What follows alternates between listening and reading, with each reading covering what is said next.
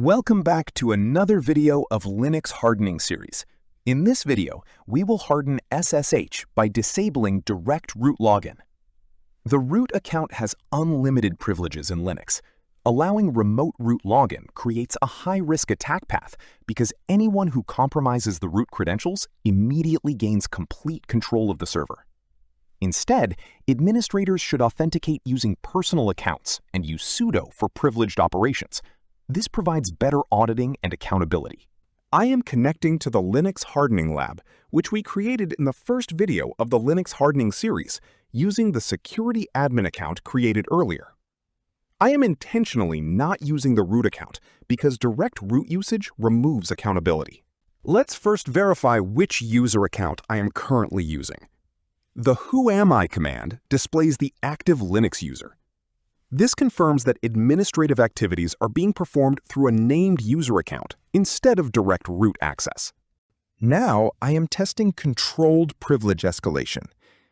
The sudo command allows my administrator account to temporarily execute commands with root privileges. The important difference is that Linux records which user requested the privilege escalation. Now I'm going to open the SSH daemon configuration file using the command sudo nano /etc/ssh/sshd_config. The sudo command allows me to edit this file with administrative privileges because it's a protected system configuration file. I'm using Nano, which is a simple terminal-based text editor commonly available on Linux systems.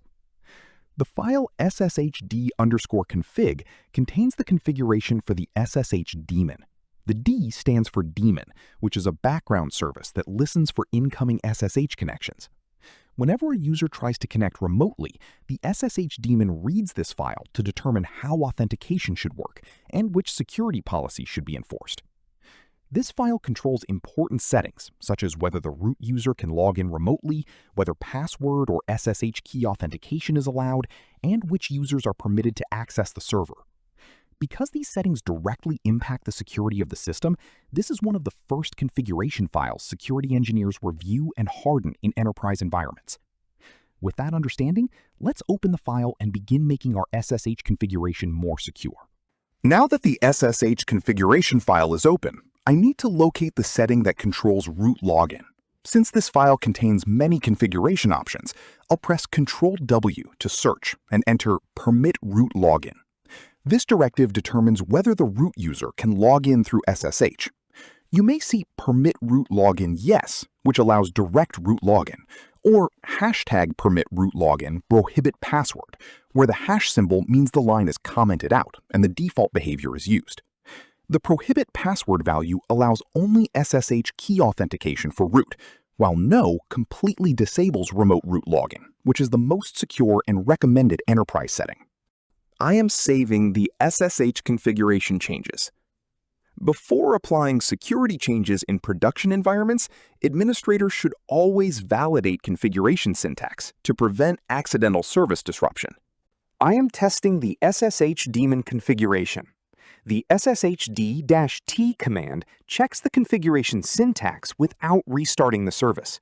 This prevents applying a broken SSH configuration that could lock administrators out.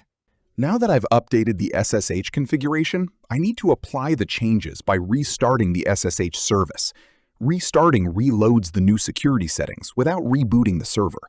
After that, I'll check the service status to verify that SSH is running successfully and that the configuration changes haven't caused any issues. Now, let's test the security control by attempting a direct root SSH login. The login attempt should fail because root authentication has been disabled. Finally, I'm verifying that legitimate administrative access still works as expected. A good security control should block unauthorized access without disrupting authorized users. I'll connect using my security admin account to confirm I can still manage the server normally and perform privileged tasks through sudo, while direct root SSH access remains disabled. With that, we've successfully completed one of the most important SSH hardening controls, disabling direct root login.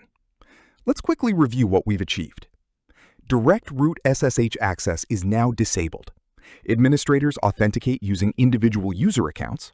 Privileged operations are performed through sudo. The SSH configuration has been validated to prevent errors, and the SSH service is running successfully with the new security policy. But more importantly, let's understand why this matters. In enterprise environments, security isn't just about blocking attackers. It's also about accountability. Instead of everyone sharing the root account, each administrator now has a unique identity.